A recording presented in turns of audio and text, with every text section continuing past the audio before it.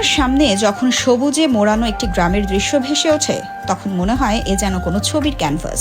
এটি সিলেটের গোলাপগঞ্জ উপজেলার আমুরা গ্রাম। প্রকৃতি যেন দুই হাত ভরে তার সৌন্দর্য বিলিয়ে দিয়েছে এখানে।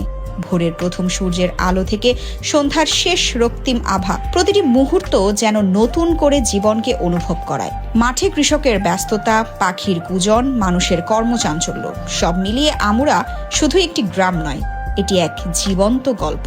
আর এই গল্পের সবচেয়ে সুন্দর অধ্যায়ের নাম রংধনু মানব কল্যাণ সংস্থা। রংধনুর 7টি রং যেমন ভিন্ন হয়েও একসাথে সৌন্দর্য সৃষ্টি করে, তেমনি একদল তরুণের স্বপ্ন, শ্রম আর মানবিকতা মিলেই 2017 সালে জন্ম নেয় এই সংগঠন। লক্ষ্য ছিল একটাই, মানুষের পাশে দাঁড়ানো, সমাজকে আরো সুন্দর, আরো মানবিক করে তোলা। সেই স্বপ্ন আজ আর কেবল স্বপ্ন নয়, প্রায় 9 বছরের পথ চলায় অসংখ্য মানবিক কাজের মাধ্যমে তারা মানুষের হৃদয়ে জায়গা করে নিয়েছে।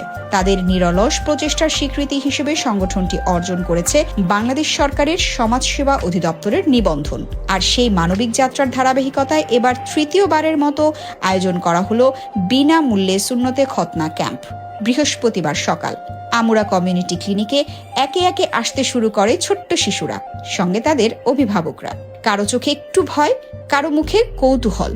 আর ঠিক তখনই অভিজ্ঞ চিকিৎসকের আন্তরিক স্পর্শ আর সেবামূলক পরিবেশে সেই ভয় ধীরে ধীরে পরিণত হয় স্বস্তিতে। অত্যন্ত যত্নের সঙ্গে সম্পূর্ণ করা হয় প্রতিটি সুন্নতে খতনা।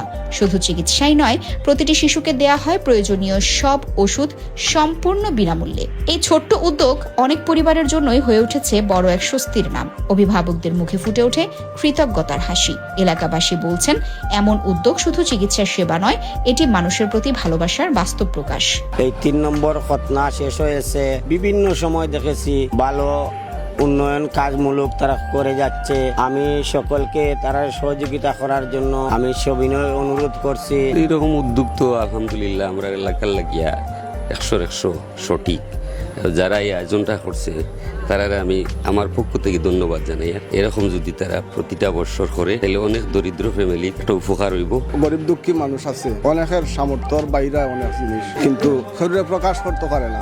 প্রকাশ করতে না পারিয়া অনেক সময় তার সময় কালক্ষেপণ করে। এই যে মানব কল্যাণ সংস্থা রংধনুর মাধ্যমে যে কাজটা হইতে আছে, এটা অত্যন্ত এলাকার লাগি মঙ্গলজনক। সংগঠনের দায়িত্বশীলরা জানান, প্রতিষ্ঠার পর থেকেই দেশ বিদেশের শুভাকাঙ্ক্ষী, উপদেষ্টা ও দানশীল মানুষের সহযোগিতায় তারা দুর্যোগ, অসহায় মানুষের সহায়তা, শিক্ষা, সংস্কৃতি ও নানা সামাজিক কর্মকাণ্ড অব্যাহত রেখেছেন। এই খতনা ক্যাম্পও সেই মানবিক দায়িত্ববোধেরই আরেকটি উজ্জ্বল উদাহরণ। সব মালিন্য দূর হয়ে যাক মানুষের মন হতে, জনসেবা হতে থাকুক প্রতিদিন প্রতি মুহূর্তে। এই নীতিবাক্য অনুসরণ করে 2017 সালের 17 জুন থেকে রংধনু মানব কল্যাণ সংস্থা আত্মমানবতার সেবায় নিয়োজিত রয়েছে। ধারাবাহিক কার্যক্রমের অংশ হিসাবে আজকের ফ্রি সুন্নতে খতনা, যে সকল উপদেষ্টা দাতা আমাদের এই আয়োজন সফল করার পিছনে প্রবাস থেকে এবং দেশের বিভিন্ন প্রান্ত থেকে আমাদেরকে বিভিন্ন ধরনের আর্থিক পরামর্শ দিয়ে সহযোগিতা করেছেন, সবাইকে অন্তরের অন্তঃস্থল থেকে রংধনু মানব কল্যাণ সংস্থা এবং আমার ব্যক্তিগত পক্ষ থেকে ধন্যবাদ ও কৃতজ্ঞতা জানাচ্ছি। আমরা 2017 পর থেকে এখন পর্যন্ত প্রতিনিয়ত মানুষের সেবা দিয়ে এই রংধনুর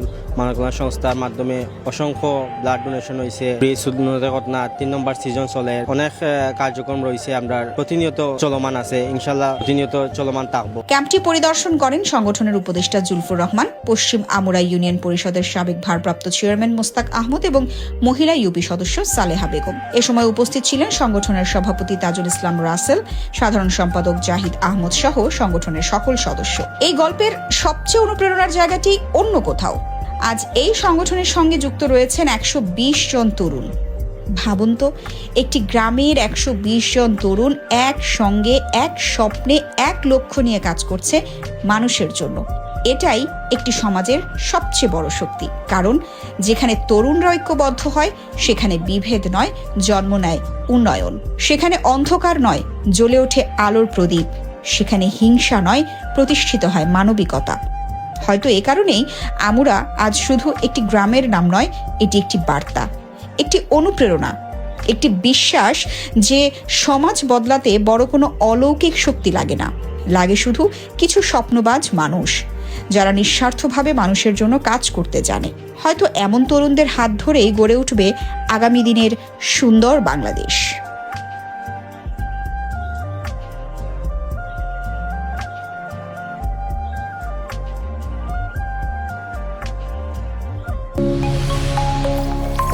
SRI TV, your voice, your media.